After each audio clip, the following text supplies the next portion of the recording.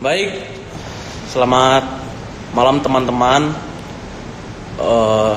Selamat datang di nama programnya Kopi Susu, kumpulan opini ngobrolin isu-isu. Tapi tidak lupa kita sambil ngopi dulu ya. Mohon maaf, pertama kita tidak berada di rumah karena saya tidak memiliki sinyal yang bagus di sana. Jadi ini bukannya melanggar himbauan pemerintah untuk stay at home ya, tapi kita ya nggak ada pilihan, bisa dibilang begitu ya. Tapi habis ini langsung pulang, tenang aja. Oke, nah jadi kita ngomongin latar belakang ya, kenapa kopi susu ini bisa terjadi. Yang pasti gue memiliki keresahan gitu. Kenapa pas kita tiba-tiba kuliah online, kita tidak ketemu kan, tiba-tiba isu-isu ini malah enak untuk dibicarakan. Dan karena kita nggak bisa ketemu face to face, jadi lebih enak kalau kita online aja sambil berdiskusi. Suara gue jelas ya? Coba tes. Tes. Nih di sini ada Brandon Hartanto yang menemani gua. Halo. Dia bukan pengurus himpunan. Teman gua Sandy Tanoto live dari Medan. San.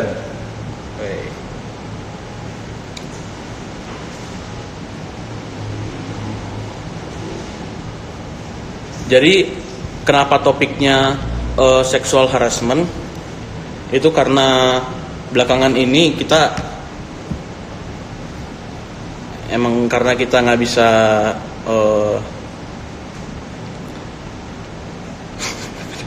karena kita nggak bisa ketemu langsung, dan belakangan berita itu banyak di media sosial ya. Jadi ya sebut saja di Twitter kita ketemu dengan kasus yang berhubungan dengan sexual harassment. Maka di situ kita nggak bakal banyak bahas tentang kasusnya, tapi ya kira-kira kita mau bahas kenapa, apa yang harus dilakukan, kenapa itu bisa terjadi, apa yang harus disegah dan lain sebagainya. Kita akan dibagi menjadi 3 sesi dengan 4 narasumber. Yang pertama nanti kita ada berhubung dengan mahasiswi. Nanti dia akan cerita tentang apa yang ingin diceritakan ya. Nanti yang kedua kita berhubungan juga dengan mahasiswa psikologi, lalu mahasiswa sih udah lulus sidang ya, udah mahasiswa hukum, dan terakhir kita ngomong dengan dosen hukum. Nanti kalau suaranya nggak jelas tolong diinfo ya, kita soalnya kurang tahu nih gimana keadaan di sana.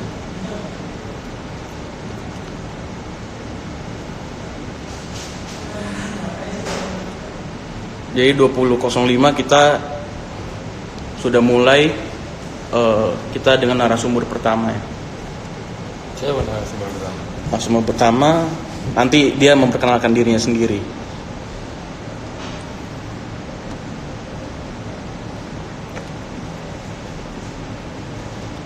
Ya, gimana kabarnya di sana ya? Semoga semua sehat-sehat saja, tidak terkena corona. Tidak. Rizky. Sehat-sehat selalu. Halo? Iya. Kenapa?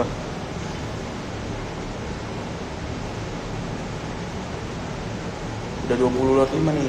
Udah join aja lah.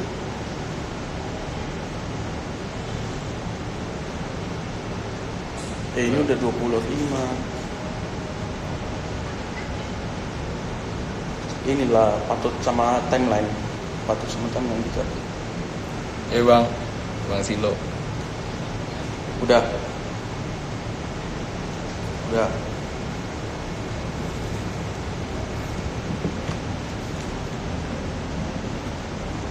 Bang Silo. Oh iya. Ramai sekali ya, 23 penonton nggak apa-apa. Semoga betah selalu menonton kita.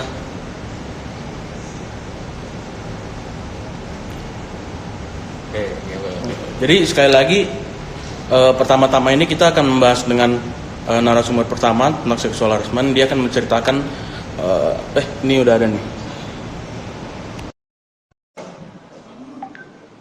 Ada. Kita sedang menghubungi ya. Wah, halo. Halo. Halo Abes. Halo. Baik, kita langsung mulai aja. Oh, bisa perkenalkan diri dulu ya, kepada teman-teman. Oke, halo. Nama aku Kenisha Sabrina. Ini Aku Rebecca. Dari Fakultas Hukum ya, angkatan 2017, teman-teman. aku hukum 2017, Rebecca juga hukum 2017 ya. Iya. Jadi dengar-dengar kita kan membahas sexual harassment nih. Nah, salah satu karena kita mahasiswa, jadi kita membahas tentang sexual harassment di lingkungan kampus. Bukan hanya lingkungan kampus, tapi sekitaran umuran kita juga. Nah, kira-kira kalian ada cerita apa nih yang bisa dibagiin ke teman-teman sekalian? Oke, sebenarnya kita mau ngebahasnya tuh masih mendasar aja dulu ya, karena kan nanti ada section-section yang lain akan membahas yang lain. Nah, karena kita sebagai pembukaan ya, kita pertama pengen ngebahas tentang jangan pernah membiasakan hal-hal yang nggak benar. Jadi sekecil apapun perbuatan yang membuat kita tidak nyaman, itu kita sudah harus berani untuk bertindak. Nah, tindakan yang bisa kita lakuin itu apa sih dalam menangani hal-hal yang kayak membuat kita tidak nyaman, sama dalam hal ini ya sexual harassment, kita tuh udah bisa melakukan untuk berbicara. Kita semua tuh punya hak untuk lapor, tapi mungkin di lingkungan mahasiswa ini masih banyak orang yang takut untuk melapor ke pihak berwenang. Seperti itu. Nah, jadi menurut kita, apa sih yang bisa dilakuin yang paling mudah? Itu adalah angkat bicara ke orang terdekat.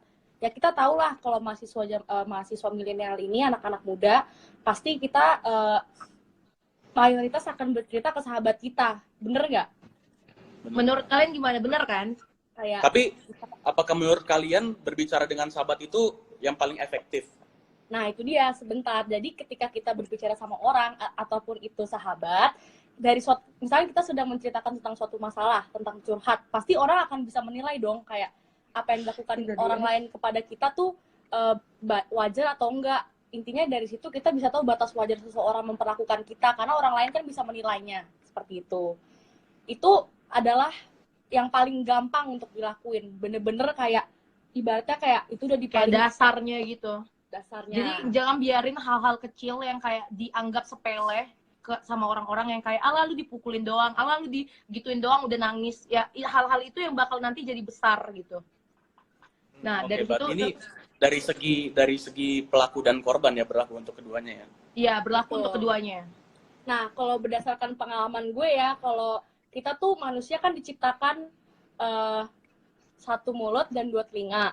Kenapa? Biar kita tuh lebih banyak mendengar. Maka ketika seseorang sudah memberikan saran atau opini kepada kita, jangan pernah yang namanya masuk kuping kanan terus keluar kuping kiri. Itu nggak boleh. Kita tuh harus bisa gimana memfilter gitu loh. Jadi kalau misalnya pun teman kita ngasih saran, kita sebenarnya yang tahu masalah kita. Jadi apapun kayak saran teman itu kita tahu sebenarnya yang baik mana, yang buruk mana gitu. Dan waktu kita curhat itu sebenarnya kita bisa tahu sebenarnya masalah kita tuh refleksinya ke diri kita lagi gitu loh. Jadi sebenarnya yang bisa ngukur sejauh mana masalah kita itu ya kita sendiri gitu.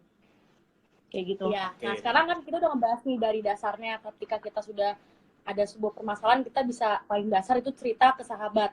Nah, kita berdua sekarang mau masuk ngebahas tentang toxic relationship. Kenapa sih kita mau ngebahas tentang toxic relationship? Karena Keisha pernah ngalamin. Karena jadi kita tahu nih kayak Waduh.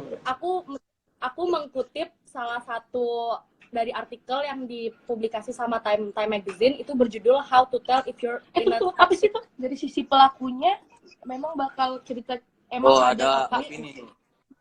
Jadi teman-teman kalau mau beropini silahkan ya, kita sangat terbuka dengan opini-opini kalian, mungkin nanti akan dibacakan ya. Oke. Nah iya, jadi kayak aku mau mengkutip dari How to Tell If You're in a Toxic Relationship. Itu ada tanda-tanda peringatannya apa aja sih, kayak tanda-tanda peringatan itu adalah ketika terdapat kekerasan, pelecehan, atau bahkan pelecehan seksual. Nah, karena pembahasan kita malam ini ngebahas tentang pelecehan seksual, kita harus tahu dulu dong, apa sih pelecehan seksual itu? Pelecehan seksual adalah perbuatan yang tidak diinginkan, permintaan untuk melakukan perbuatan seksual, tindakan lisan atau fisik atau isyarat yang bersifat seksual, atau perilaku lain apapun yang bersifat seksual. Nah, yang ini tuh membuat kita merasa tersinggung dan dipermalukan atau terintimidasi. Nah, kita juga sempat research kalau di KUHP sendiri, buat yang nggak tahu, KUHP itu kitab-kitab undang hukum pidana. Buat yang nggak tahu, tidak dikenal istilah pelecehan seksual. Dikenalnya tuh dengan istilah perbuatan cabul yang diatur di pasal 289 sampai pasal 296 KUHP gitu.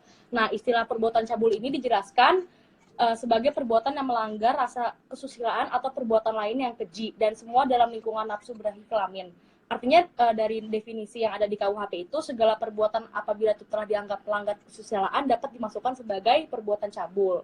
Oke. Di sini Kalau masalah hukum nanti kita ada teman kita Ada sendiri yang ahlinya. ini yang cuman kayak ngomong soal hukum. dan dasar Kira-kira aja. ini sudah 3 menit terakhir ya. Kira-kira kita mau ya kesimpulan lah kira-kira.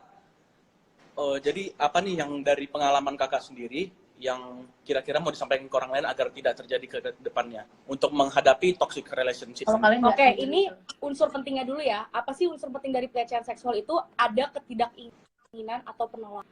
Jadi kayak ketika kita sudah menolak, itu tuh artinya yang bersifat seksual ya. Kita tuh itu udah bentuk pelecehan seksual yang dilakukan ke orang lain terhadap kita. Jadi ketika kalian sedang diperlakukan seperti itu Tidak dan pantas gitu. tidak pantas dan kalian tidak menginginkannya, itu adalah bentuk pelecehan seksual. Nah, tadi menjawab pertanyaan dari Abes, Ade Abes, aku mau kasih tahu kalau misalnya kalau perempuan di luar sana tuh sering kayak ngerasa dia sendiri atau dia aduh mau ngadu nih tapi kayaknya nggak ada yang stand up buat gue deh, kayaknya gue bakal nanti dipojokin atau gue kayaknya bakal ngerasa kayak malu deh kalau misalnya gue ngaku tentang hal kayak gini ke publik. Padahal ini kayak harusnya lu ngaku aja, harusnya lu bilang aja, karena menurut gua sekecil apapun itu penting gitu. Lu penting dan lu jangan pernah nganggap lu sendiri. Masih banyak orang di luar sana yang memperjuangkan hak-hak lu dan masih banyak perempuan yang kayak bakal memperjuangkan hak-hak lu gitu. iya, jadi untuk menghindari hal-hal kayak seperti pelecehan seksual ini terjadi tuh sebenarnya sangat mudah. Intinya kita juga bisa mulai dengan menghargai diri sendiri dan orang lain. Jangan mau memperlakukan orang lain yang, kalau misalkan tidak mau diperlakukan buruk, kita juga jangan memperlakukan orang lain buruk. Tadi seperti yang Beka bilang juga, buat kalian wanita atau perempuan, kalian Atau wanita atau laki-laki. wanita atau laki-laki, semua manusia tuh di luar sana masih banyak orang di luar sana yang memperjuangkan hak kalian. Jadi jangan pernah merasa sendirian, jangan pernah merasa terbungkam. Kalian harus tahu bahwa banyak tempat atau wadah yang memperjuangkan dan bakal mendengar kalian dan akan membantu kalian. Titip pertanyaan dong, apakah pelaku dapat ditindaklanjuti apabila konteksnya sama-sama meskipun korbannya itu melakukan dengan terpaksa? Kalau nanti itu pertanyaan bakal soal dijawab hukum, sama ahli nanti kita ada narasumbernya yang bakal ngomong langsung ya. Mungkin Ini penutup untuk sekarang baik kita mendapat kesimpulan bahwa dari Kesha sama KBK bahwa sekecil apapun tindakannya kita yang tidak benar, kita harus jangan membiasakan hal seperti itu, dan jika terjadi apabila kita ada di toxic relationship, kita harus melapor atau setidaknya cerita ke orang terdekat kita, gitu ya. ya. Jadi terakhir, kalian harus kuat, be brave and don't forget to always respect each other dan human being dan semua makhluk yang ada di dunia ini. Oke. Oke, Makasih. kita tutup ya. Oke, Kita lanjut tutup ya. Caranya gimana? Dah. Cara nutupnya gini. Ya, selalu Oke. kita yang aja ya. Oke, itu sesi pertama dengan salah satu mahasiswa kita yang sudah punya pengalaman langsung dan membagi tips-tipsnya kepada kita semua. Next, kita bakal gabung dengan salah satu mahasiswa psikologi. Anda sudah siap? Oke. Kalau udah siap langsung request aja ya. Teman-teman boleh beropini, boleh ngasih pertanyaan, tapi kalau bisa juga yang berhubungan dengan narasumber, nanti kalau yang itu mungkin nanti bisa dicatat dan atau nanti di copy paste untuk narasumber yang membahas tentang itu.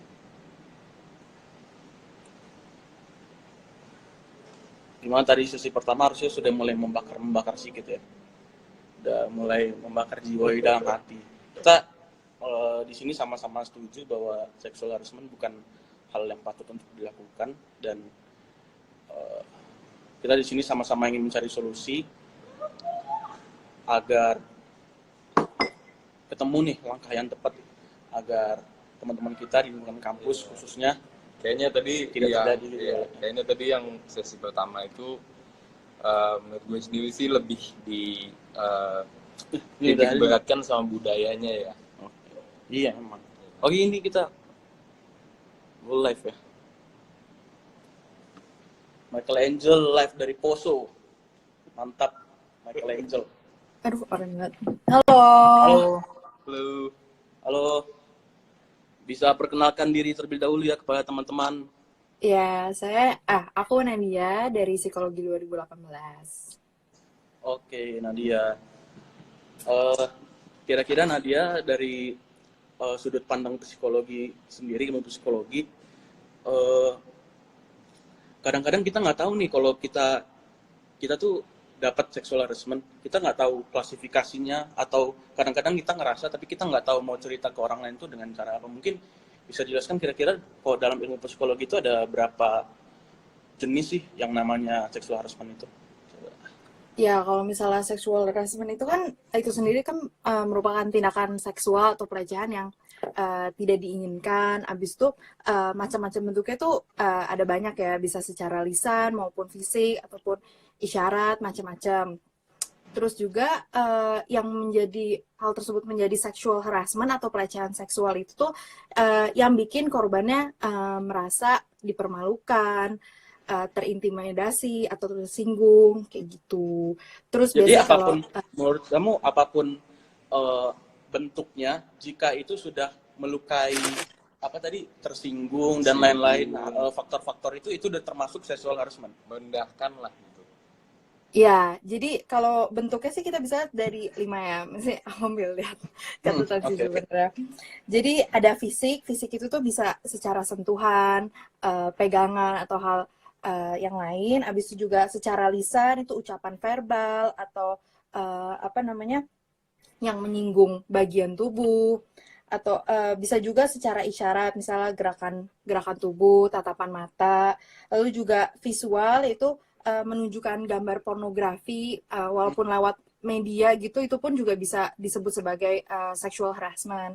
Selain itu juga apa namanya secara psikologis atau emosional, misalnya permintaan untuk mengajak melakukan hal yang misalnya korbannya merasa tidak nyaman, atau melakukan penghinaan, pencelaan terhadap fisik korbannya gitu, itu juga termasuk sexual harassment. Jadi selama korbannya merasa tidak nyaman, tersinggung, terintimidasi secara seksual, itu termasuk dalam sexual harassment. Oke, termasuk yang akhir-akhir ini yang ada soal kasus itu ada gaslighting ya katanya ya. Itu ada salah satu bentuk gaslighting itu apa sih?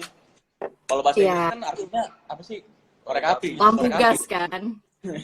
Coba, lampu gas itu. Di ilmu psikologi artinya apa? Kalau misalnya gaslighting itu tuh maksudnya tuh manipulasi atau taktik yang biasa pasangan yang abusive lakukan, yang cenderung itu tuh melumpuhkan mental korbannya atau pasangannya gitu ya. Serangannya itu tuh biasa secara psikis, secara halus, yang bahkan tuh korbannya tuh nggak sadar kalau misalnya dia itu tuh di attack secara mental. Terus yang bikin gaslighting itu tuh bikin korban yang nggak sadar itu karena tuh bentuk penekanan mentalnya itu tuh membuat korbannya tuh bingung gitu loh, membuat dia tuh jadi merasa ragu, perasaannya menjadi meragukan kepada pelakunya gitu. Berarti Terus sebenarnya juga, yang pelaku ini bicarakan itu fakta kan, tapi dia memutarbalikkan fakta begitu. iya benar. Jadi tuh kan kan jadi pelakunya itu dia kayak seakan-akan Oh, iya. dia punya taktik untuk memanipulasi gitu kan. Sebenarnya itu untuk menutupi kenyataan gitu. Terus sebenarnya gaslighting itu juga nggak hanya terjadi pada hubungan asmara saja, tapi bisa hubungan lainnya gitu. Kalau ini Kira-kira tandanya apa nih? Kalau tiba-tiba cowok kita atau cewek kita tuh udah mulai gaslighting sama kita tuh tandanya apa? ya tanda-tandanya tuh kalau misalnya dari kitanya tuh kita tuh jadi kita meragukan diri sendiri gitu loh. Apakah yang kita lakukan ini benar? Habis itu kita juga jadi bingung gitu loh sama apa yang harus kita lakukan karena kenyataan dan apa yang dikatakan pelakunya itu tuh berbeda kan. Terus kita jadi merasa kita yang sensitif atau kita yang terlalu needy gitu. Padahal bukan kita yang sensitif, emang pelakunya aja gitu yang nggak benar. Oke, kita lanjut ya. Kalau tiba-tiba kita ada di posisi bahwa kita pelaku nih, pihak pertama kedua kan pelaku sama korban. Kita harus Iya. ngapain sih? Kalau misalnya kita sebagai korban gitu. Iya. Oke, kalau misalnya kita sih kalau misalnya sebagai korban ya sebenarnya kita harus berani speak up sih. Kalau misalnya kita udah sadar kita diperlakukan seperti itu, misalnya nggak harus gaslighting aja ya, misalnya sexual harassment. Kita tuh harus berani speak up karena biasanya tuh yang menjadi korban itu tuh karena mereka tuh nggak berani berbicara karena mereka takut dicemooh, takut dicap atau labeling mereka menjadi korban pelecehan. Justru hal yang membungkam kita itu tuh yang malah meningkatkan pelaku-pelaku itu tuh jadi berani untuk melakukannya gitu loh, karena korbannya takut untuk berbicara tuh. Semakin Oke, kita berani, justru itu. Jadi kira-kira kalau kita ada di posisi itu, apa yang harus ada di motivasi di pikiran kita supaya kita bisa speak up? Itu balik lagi ke stigma di publik sih kalau menurut aku, karena kan semuanya tuh menganggap kalau misalnya kita ngomong orang-orang kan takut ngomong karena takut dicemooh, takut di labeling itu kan. Jadi sih yang bisa kita lakukan dan masyarakat lakukan tuh yang penting menurut aku sih edukasi sih, kayak kita pahami betul bentuk pelecehan seksual. Terus biasanya tuh korban tuh awam gitu loh. Mereka nggak berani ngomong karena mereka nggak tahu kalau misalnya itu tuh bentuk pelecehan seksual. Mereka menganggap karena pacarnya yang melakukan, jadi ya udah ini kan pacar saya, jadi kayak nggak apa-apa gitu. Padahal sebenarnya nggak, selama itu nggak ada konsen, nggak ada persetujuan dari salah satu pihaknya, itu bisa merupakan pelecehan seksual. Oke, ini ada titipan pertanyaan dari @VLNCS. Iya, ada nggak cara untuk menghindari gaslighting? Oh, jadi kalau kita di gaslightingin, kita jawabnya apa nih kira-kira nih yang bagus nih? Biar mati ya.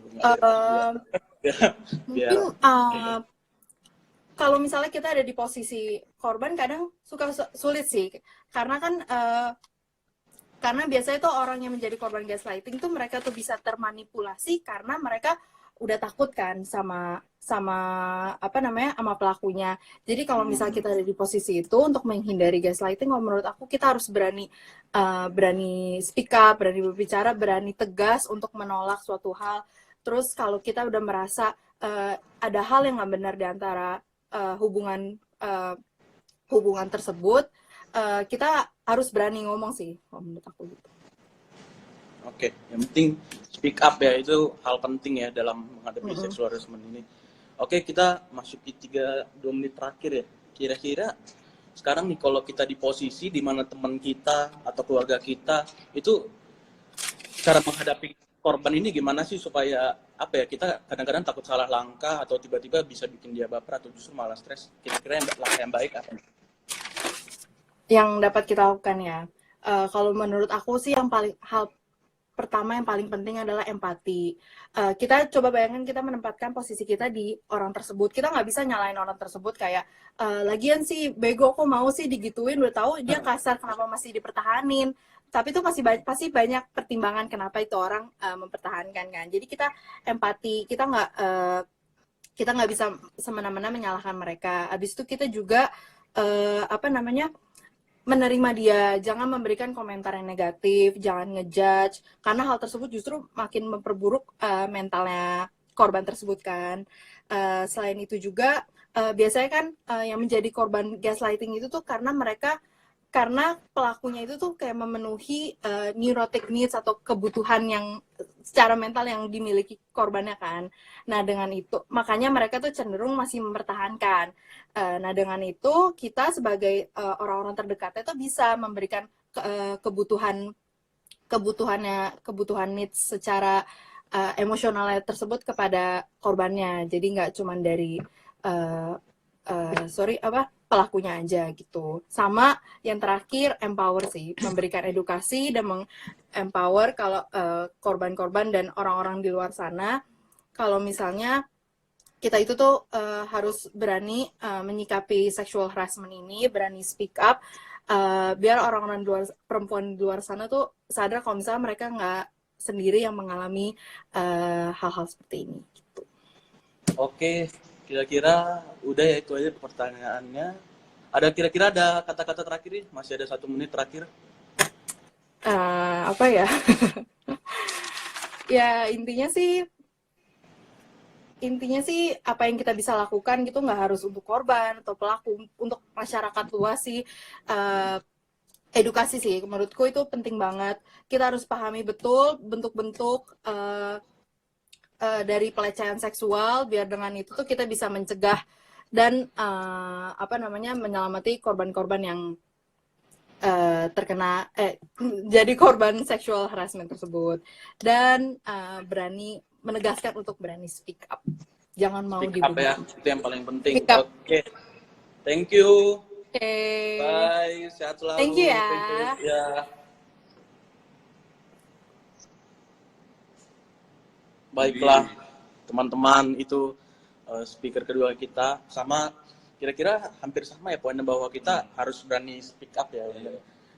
Motivasi kita tuh harus ingat bahwa kita tuh nggak sendiri di sini. Kalau lu bener-bener tahu apa yang lu lakukan dan lu bener-bener yakin bahwa lu kena sexual harassment, itu harus segera dilaporkan. Harus membudayakan, speak up. iya, harus peka lah, ya kan? Ngomong ke atas, speak Speak up. up. Oke. Kita lagi nunggu requestan Dari siapa nih? Siapa yang mau jadi narasumber? ini bukan main-main ini. Main, bukan kaleng-kaleng ini. Ini, habis ini. wah, ini sudah ada nih teman kita. Abang kita. Abang kita. Nadia Davin. Thank you Nadia. Thank you Nadia. Mantap sekali ilmunya. Wah, Wih. selamat malam, Bang Bos. Selamat malam. Ini Malam, dari, Bang. maaf sekali mengganggu waktunya yang sangat sibuk sekali ya. Dengar-dengar, aduh. Kemarin habis KTT G20 ya. Udah. Oke Bang, kira-kira kita ada 5 menitan lah ya. Kira-kira apa nih dari keresahan Awang sendiri kepada sexual harassment ini, dan apa yang kira-kira belum orang cukup tahu untuk mencegah hal ini terjadi, Bang? Silakan. Oke, sebelumnya kenalin dulu, gue kan Jovin, jadi gue mahasiswa FAUPH juga, angkatan 2016, sekarang gue udah lulus. Hari ini kan kita ngomongin tentang sexual harassment ya, jadi kalau misalkan seperti yang teman-teman IMFA request, bahas dari perspektif hukum, itu yang ada di Indonesia sekarang, yang pertama adalah kita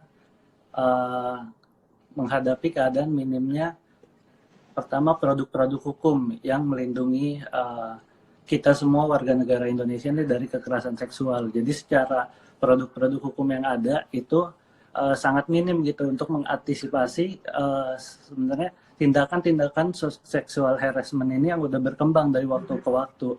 Mungkin kalau kita lihat dari tahun 1900-an sampai tahun 2020 ini, dari abad 20 ke abad 21 aja, sudah banyak kan berkembang tindakan-tindakan seksual harassment ini, makin banyak bentuknya karena kehadiran sosial media, karena kehadiran komunitas misalkan, karena interaksi manusia kan satu sama lain juga berkembang gitu. Dan kedua, kalau misalkan dari perspektif hukum, kita juga nggak bisa lepasin yaitu budaya hukumnya masyarakat Indonesia termasuk para penegak hukum nih, ini juga masih jauh dari ideal gitu untuk menghadapi kasus-kasus seksual harassment yang ada sebenarnya gitu. Jadi bisa dibilang kalau seandainya ada korban dan penegak hukum itu dia mempunyai sikap yang apatis, itu bisa dikategorikan sebagai pelanggaran HAM ya Bang ya? Iya Dengan sebenarnya dia tidak karena menindaklanjuti. iya karena kalau kita ngomongin sexual harassment itu ya walaupun ada terjadi juga kan pada laki-laki, tapi paling banyak itu terjadi pada perempuan kan secara angka gitu. Makanya banyak gerakan-gerakan atau misalkan lembaga hukum yang berfokus untuk menerima nih aduan-aduan tentang kekerasan terhadap perempuan sama terhadap anak, karena menurut UN juga perempuan dan anak itu adalah kelompok rentan. Kelompok rentan itu apa? Kelompok yang dalam keadaan tertentu dia memerlukan perlakuan khusus. Artinya dalam kasus seksual harassment ini diperlukan perlakuan-perlakuan khusus, bukan seperti tindak-tindak pidana lainnya misalkan gitu.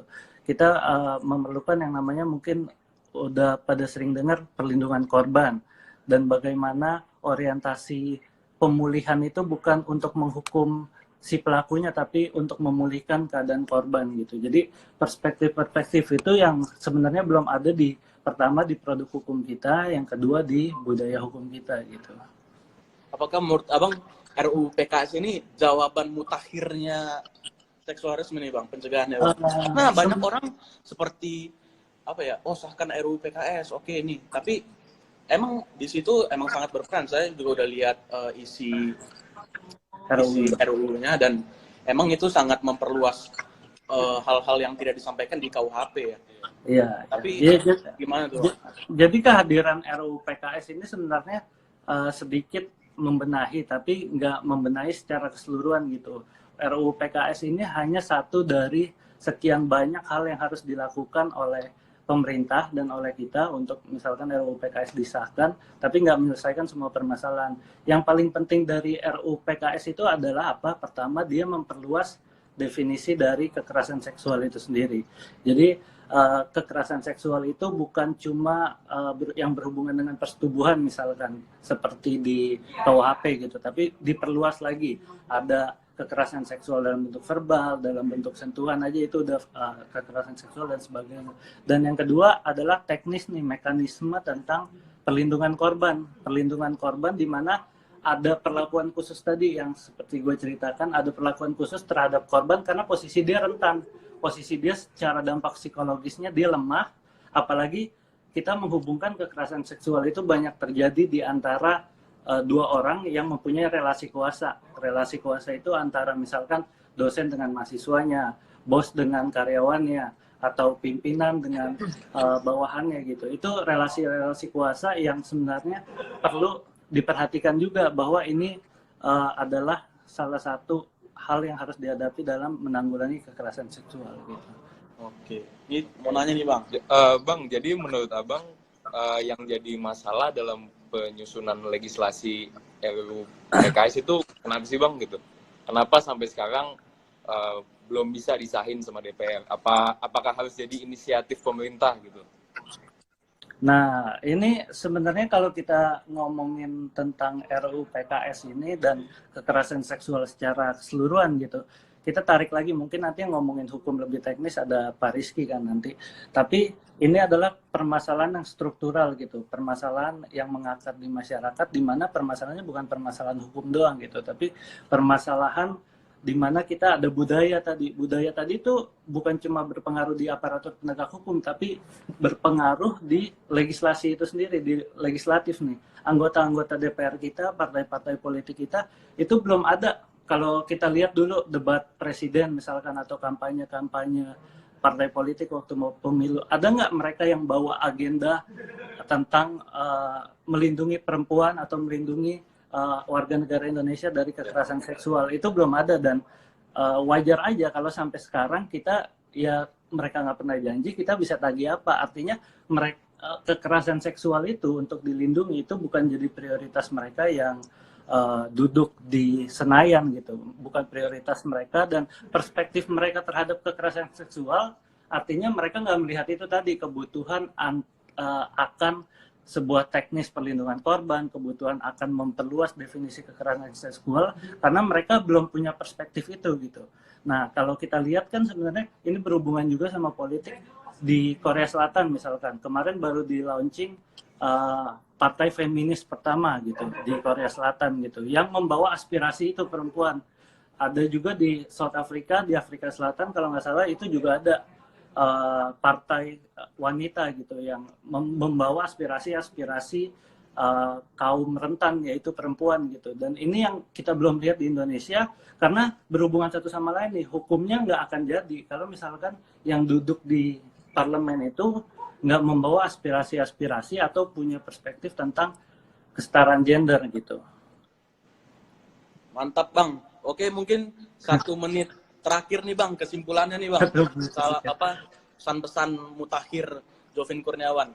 Iya, jadi kalau misalkan kita ngomongin kekerasan seksual itu gue ulangin lagi, bukan cuma permasalahan hukum atau permasalahan psikologi, itu permasalahan struktural, artinya mencakup berbagai bidang ya, yang artinya kita itu semua harus bergerak kalau punya melihat situasi yang ideal bagaimana dan sekarang belum tercapai gitu. Gue melihat ada peluang di mana sexual harassment ini jadi perhatian di saat Indonesia ini memasuki bonus demografi kan. 2030 sampai 2050 itu yang paling banyak di Indonesia adalah generasi muda, di mana generasi muda seperti kita lebih aware dengan yang namanya sexual harassment, perlindungan korban, kesetaraan gender dan sebagainya. Dan kita harus melihat peluang itu sebagai apa, membenahi sistem politik kita, sistem hukum kita untuk memperjuangkan yang namanya kesetaraan gender. Jadi peluang kita itu untuk ada 2030 sampai 2050, dan artinya kita nggak boleh apatis, masuklah ke dalam sistem hukum, sistem politik, dan di situ kita bisa memperjuangkan. Dan kita harus tuntut juga partai-partai politik yang ada, misalkan pejabat-pejabat yang ada, bagaimana mereka memasukkan perspektif tentang kesetaraan gender itu ke dalam platform partai mereka. Karena coba aja kalau kalian lihat di Indonesia tuh belum ada partai politik yang membawa aspirasi tentang perlindungan korban atau punya concern ke kekerasan seksual gitu. Mantap. Baik, pemaparan sangat baik sekali ya, walaupun singkat. Maaf Bang, waktunya cuma singkat ya. Terima kasih. Selamat berjuang lagi memerangi pandemi ini. Aduh, semoga sehat selalu Bang. Iya, Bang. Terima kasih ya sudah diundang. Membawa kebijakan-kebijakan yang baik ya Bang untuk DKI Jakarta ini. Amin. Mantap. Terima kasih banyak Bang Jovin, sehat selalu. Oke, thank you. Wah, udah 38 menit kita live ya. Udah cukup lama ya. Gimana Brandon, udah panas ya? Ini kita headliner dari Jadi kalau misalnya sumber kita. dari Gimana? Yang lu tanggap apa? kalau menurut gue dari segi Bang Jovin sendiri, kita juga harus ini sih masalah RUU PKS ini, menurut gue sendiri kenapa pentingnya untuk segera disahkan, karena yang dibahas tadi bahwa emang dalam KUHP kita itu belum memadai, apalagi dari segi korban adanya hak-hak dari segi pelaku. Nah, untuk segi korban kan tidak dibahas dalam KUHP, sedangkan menurut gue sendiri di RUU PKS itu dia udah sangat memadai lah untuk bukan cuman menindak pelaku pelecehan seksual, tapi juga untuk mendidik masyarakat juga. Tapi kalau menurut lu kayak gitu, tapi pasti ada dong alasannya kenapa sampai sekarang belum disahin. Berarti apakah menurut lu emang dari segi RUU-nya ada kekurangan? Menurut lu faktor-faktor di balik menurut itu? gue gini sih, yang menurut gue paling lucu itu kemarin pas zamannya Mbak Rahayu Saraswati sebagai yang mempelopori RUU PKS, ada petisi di change.org ya. Iya, Dari kalau nggak salah dosen, lupa namanya siapa. Cuman dia membuat petisi yang menyatakan bahwa RUU PKS ini sebuah RUU yang pro zina, yang menyatakan bahwa RUU PKS itu tidak punya klausul yang menyatakan bahwa orang yang melakukan Seksual harassment itu. bukan sexual harassment, same inilah same Oh, iya, same iya. sex Oke, gitu yang buat orang yang gay dan apa mereka membuat petisi yang menyatakan bahwa mereka pun harus ditaruh sebagai pelaku, orang yang punya apa sih namanya, different Nggak apa-apa, speak in English nggak apa-apa, santai aja dong. sexual preferences gitu. Nah, menurut gue itu sebenarnya itu mereka jelas di RUU PKS itu dia nggak bertentangan, soalnya emang udah tidak melanggar Pancasila ataupun Undang-Undang Dasar. Gitu sih. Iya. Oke.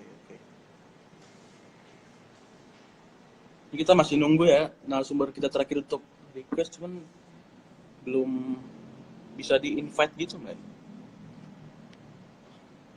Kak, bagaimana jika korban seksual harassment mereka justru sudah memiliki kelainan mental seperti ROCD?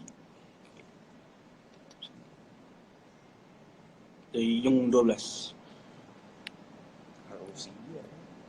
Ini ada nih. Seperti nggak ada lagi. Ya, kita masih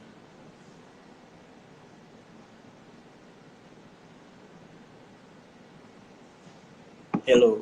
Sudah datang nih Pak. narasumber kita terakhir. Headliner kita. Bisa mungkin langsung request. Jadi akhir kasusnya gimana? Dari UPH sendiri sudah ada klarifikasi dan sudah ada penjelasan terakhir ya. Jadi kita sih yang di luar ini belum dapat. Kita sama yang di luar ini masih mengomong karena sekarang thread-nya udah dihapus ya. Gue nggak tahu juga sih. Katanya ada yang lain, faktor-faktor yang dibagi. Cuman Pak Rizky Karo bisa langsung request, Pak.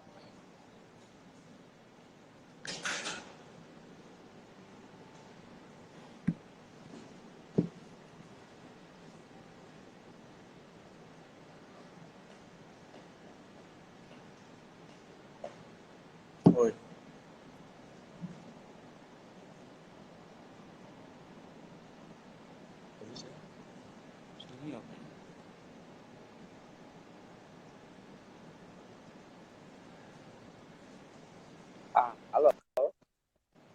Halo, Pak Rizky. Mukanya belum ada, Pak. Pak, coba.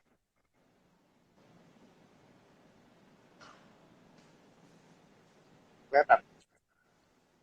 Belum, Pak. Baru suaranya aja, tapi suaranya jelas. Oh, ini kedengeran. Kedengeran, Pak? Kalau wajahnya udah kelihatan? Belum, Belum, Pak. Pak. Hah? Belum. Belum, Pak. Bentar.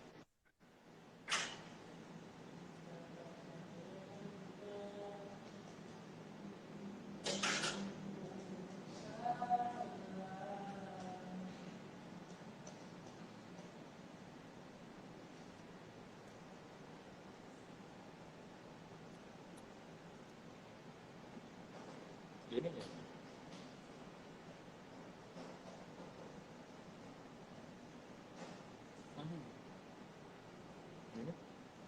Maaf, ini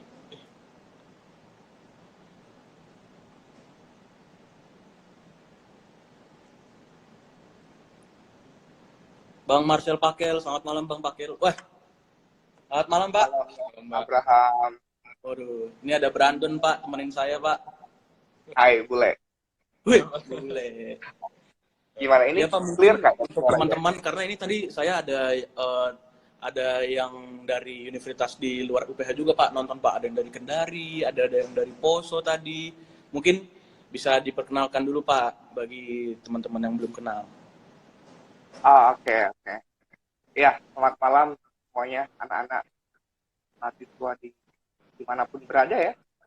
Iya Pak. Semoga ya tetap sehat ya, tetap Ya, Pak. sehat. Bapak juga sehat kan Pak? Sehat, sehat, puji Tuhan sehat. Ya, saya juga menyampaikan pesan nih dari Bapak Ibu dosen Fakultas PH.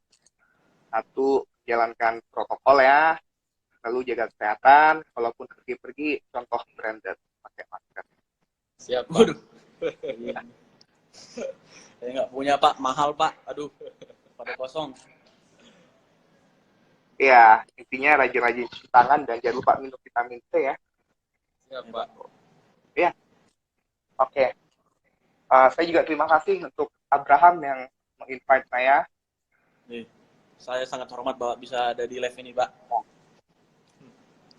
Ya, jadi ya senang bergabung di live HMFA UPH ya. Semoga kita bisa sama-sama mencerahkan dan saling berdiskusi. Iya. Pak, ini kita Ya, kalau mana? materi ini pertama-tama itu kalau soal ngomongin hukum. Sebenarnya dari hukum kekerasan seksual ini akhir-akhir ini kita ada yang miss soal RUU PKS yang waktu itu sempat jadi prolegnas tapi nggak jadi disahin ya Pak. Nah, kalau kita lihat dari RUU PKS sendiri yang sebenarnya udah memayungi hukum kita itu, kira-kira apa sih Pak yang membedakan RUU PKS dengan sexual harassment yang diatur di KUHP Pak? Ya, baik. Pertama, nama saya Rizky Karofaro, dosen Fakultas Hukum PH ya. Juga ya pemberi bantuan hukum di LKB LPH gratis. Ya, kalau menurut saya sih berharap semoga RUU PKS ini bisa di-establish ya, bisa diterbitkan dalam tahun ini. Kenapa? Karena tadi saya riset sebentar dari Komnas Perempuan dan saya sempat miris melihat angkanya ya. Jadi dalam 2 tahun terakhir angka kekerasan terhadap perempuan ini yang dilaporkan dan terdata. Saya sebutkan angkanya, tahun 2017 itu sebanyak 348.000 kasus dan naik pada 2018 menjadi 406.000. Itu yang tadi tercatat di seluruh wilayah Indonesia. Itu. Bayangin yang tercatat gitu, bayangin yang tidak tercatat karena 1, malu, 2, merasa aib, 3, kalau dia ngelapor maka dia akan dihujat tanda kutip oleh penyidik ataupun. Nah, pertanyaan kalian menindaklanjuti KUHP. Mengingat KUHP kita juga sudah utang ya, jalan Belanda dan sudah di tanda kutip di Indonesiakan itu tahun 1946. Jadi resmi sebagai Undang-Undang Indonesia tahun 1946. Pengaturannya sendiri pun tidak spesifik menyebutkan pada perempuan, tapi masih pakai kata barang siapa ataupun setiap orang. Dan itu diatur dalam pasal 351 hingga 355 tentang penganiayaan. Itu pun ancaman pidananya hanya sekian waktu tertentu. Jadi memang pasalnya sangat bisa dibilang sangat luas karena tidak ada intinya hanya definisi penganiayaan. Cara penganiayaan berarti hanya apa? Fisik ya. Iya. Dibuktikan hanya dengan dictum et repertum oleh rumah sakit yang ditunjuk oleh. Nah, lalu kekerasan itu ada apa saja? Tadi narasumber sebelumnya Jovin dan siapa yang perempuan itu saya lupa. Juga tadi ada Kak Kesia dan Nadia Pak. Oh, Nadia yang psikolog dari psikologi ya? Iya Pak. Ya, bagus. Jadi ada memang ini salah satu live yang sangat bagus ya. Jadi selain dari unsur hukumnya, ada unsur psikologinya juga dan bagus ditingkatkan juga. Nah, saya setuju dengan Nadia tadi. Nadia yang psikologi ya? Iya Pak. Ya, memang satu harus speak up ya. Jadi harus berani bicara. Harus berani bicara ya. Gimana caranya? Kalaupun takut bicara sendiri, minimal ada teman yang siap untuk dukung. Lalu dua narsum sebelumnya juga menyebutkan kekerasan secara psikis atau verbal. Nah, di KUHP ada nggak tuh kekerasan secara psikis atau verbal? Nggak ada ya? Kalau di KUHP setahu saya cuma dari pasal 289 sampai 291 Pak tentang pelecehan seksual. Cuman iya, cuman itu yang menjadi masalah karena definisinya nggak seluas di RUU PKS itu Pak. Jadi mungkin yang jadi masalah itu Pak. Definisi di dalam KUHP sangat minim. Betul, betul. Ya, saya setuju dengan pendapat Brandon ya. Jadi memang tadi ya KUHP kita kan memang sudah ya quote unquote sudah usang ya. Iya Pak. Nah, kalau bicara definisi pun saya setuju nih dengan definisi dalam RUU PKS. Saya bacakan ya. Kekerasan seksual adalah setiap perbuatan merendahkan, menghina, menyerang, dan atau perbuatan lainnya terhadap tubuh, hasrat seksual seorang, dan atau fungsi reproduksi. Secara fakta bertentangan dengan kehendak orang yang menyebabkan seorang itu tidak mampu memberikan tujuan dalam keadaan bebas karena ketimpangan relasi kuasa dan atau relasi gender yang berakibat atau dapat berakibat penderitaan atau kesengsaraan secara fisik, psikis, seksual, kerugian secara ekonomi, sosial budaya, dan atau politik. Nah, definisi ini luas tapi terbatas ya. Jadi memang tadi yang saya sebutkan, kekerasan itu bukan hanya dari fisik, tapi bisa juga dari verbal, bisa juga dari, kalau pemaksaan ya hanya dua sih, hanya fisik atau psikis. Nah, lalu dalam RUU PKS ini yang tadi saya juga berharap semoga tahun ini bisa publish ya. Di sini diatur nih bentuk-bentuk kekerasan seksual. Nah, sejauh ini memang undang-undangnya masih tersebar ya. Satu di KUHP, oke. Dua di Undang-Undang KDRT. Tapi KDRT pacaran masuk? Enggak ya? Nggak masuk Pak. Ya, suami, istri, anak, ataupun PRT, pembantu rumah tangga. Itu yang mengalami kekerasan seksual dalam rumah tangga itu. Lalu undang-undang apa lagi? Ya, Indonesia sudah meratifikasi CEDAW ya, atau Indonesia CEDAW, tapi itu hanya membahas hak-haknya saja. Akibat hukumnya apa? Nah, akibat hukumnya diatur lagi dalam KUHP atau undang-undang yang berkaitan. Oke, jadi Lalu sekarang kita tahu di sini bahwa di RUU PKS ini sangat mencakup luas tentang kekerasan seksual ini dan seharusnya kita sama-sama berharap di tahun ini udah disahkan ya Pak. Kita lanjut selanjutnya itu selain dari hukumnya itu penegak hukumnya Pak. Kira-kira apakah sekarang mereka udah melakukan ya seberapa peran kuatnya mereka dan apakah mereka udah bagus Pak? Sekarang menurut Bapak gimana? ya, oke. Sebelum ke sana.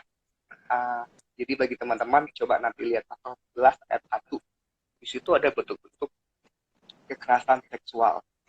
Ada pelecehan seksual, eksploitasi, pemaksaan kontrasepsi, pemaksaan aborsi, perkosaan, pemaksaan perkawinan, pemaksaan pelacuran, perbudakan dan atau penyiksaan seksual. Tuh. Jadi ada 9 bentuk ini dan menurut saya sangat bagus. Dan sedikit ada pengalaman saya di Jogja. Saya tidak mau nyebut pengadilannya di mana, ya. Waktu itu saya juga kebetulan mendampingi teman dan waktu itu saya tidak mau sebut dia penegak hukumnya apa, gitu ya. Iya Pak. Tapi hukum pidana mencari kebenaran apa? Material atau formil? Material Pak. materi lah. Jadi Iya. kalau misalkan penegak hukum itu kepo sampai mendalam, boleh nggak? Boleh ya, Boleh, Pak. untuk mencari kebenaran material. Nah ini sebelum adanya peraturan Mahkamah Agung, seingat saya nomor 3 ya, tahun 2017 tentang Iya. pedoman mengadili terhadap gender tertentu. Gender ini Betul, Pak. ya kita kadang salah memahami ya. Biasanya Iya. kekerasan gender itu identik dengan perempuan. Nah itu enggak ya. Gender itu bisa perempuan atau laki-laki. Dan memang setuju dengan Jovin, biasanya yang jadi korban adalah perempuan. Iya. Gitu. Lalu oknum itu ya bertanya yang tidak pantas dan merendahkan kepada si saksi korban. Itu dulu, tapi dulu. Dan saya setuju dengan teman psikologi tadi, kita pun wajib mengedukasi baik penegak hukumnya ataupun teman-teman di sekitar kita. Dan waktu itu kebetulan pertanyaannya sangat meresahkan dan ternyata bukan saat itu saja. Dan akhirnya si oknum itu kami ajukan ke lembaga pengawasan, diproses dan kayaknya sih sudah dipindahkan. Gitu. Nah, contoh ya, yang tadi saya gimana? Tadi ada pertanyaan titipan nih Pak dari penonton. Oh ya. Bagaimana kalau korban itu udah memiliki pelaku atau korban itu udah memiliki kelainan mental duluan Pak? Apakah itu termasuk kekerasan seksual juga? Apakah bisa dihukum juga atau gimana Pak? Kalau itu alasan pemaaf gitu. Bagaimana? Oke. Nah, atau korban dan ada juga Pak satu lagi, bagaimana jika korban mengaku dan memberikan bukti video, apakah korban terjerat UU ITE? Ini sama seperti kasus Baik Nuril ya Pak waktu itu yang Ya. Oh oke. Pertanyaannya kritis ya. Oke, yang pertama ya, dari kelainan seksual apakah bisa menjadi alasan maaf gitu ya. Oke. Nah, dalam KUHP itu gangguan jiwa apa yang dikatakan? Atau siapa yang bisa membuktikan dia mengalami gangguan jiwa atau Iya. psikiater ya? Iya, Pak. Ya, psikiater atau psikolog biasanya akan memberikan tes yang membuktikan dia mengalami gangguan jiwa atau tidak. Nah, pertanyaannya, kalau menurut saya pribadi, orang yang melakukan kekerasan seksual, apapun bentuknya tadi ya, dia itu dalam keadaan sadar dan sengaja. Gitu ya. Dia tahu akibat hukumnya, dia tahu akibat perbuatannya apa, jadi menurut saya itu bukan alasan pemaaf ya. Gitu. Alasan pemaaf contohnya, misalkan ya kalau dia orang gila, nah ini lain konteks dengan orang gila ya, orang gila di jalan itu, ya ini dilematisnya adalah dia bisa ngasih dihukum. Kan? Jadi kalau bicara teori hukum pidana ya dia akan direhabilitasi. Dan itu ada di RUU PKS. Jadi hukumannya selain pidana dalam waktu tertentu, ganti rugi, tapi juga bisa rehabilitasi. Lalu saya mengutip juga biasanya Prof. Teguh ya, kita mengenal keadilan bermartabat ya. Nah, jadi konsep memanusiakan manusia selain untuk korban, tapi bisa juga diterapkan untuk pelaku. Nah, lalu bagaimana di tahap penyidikan?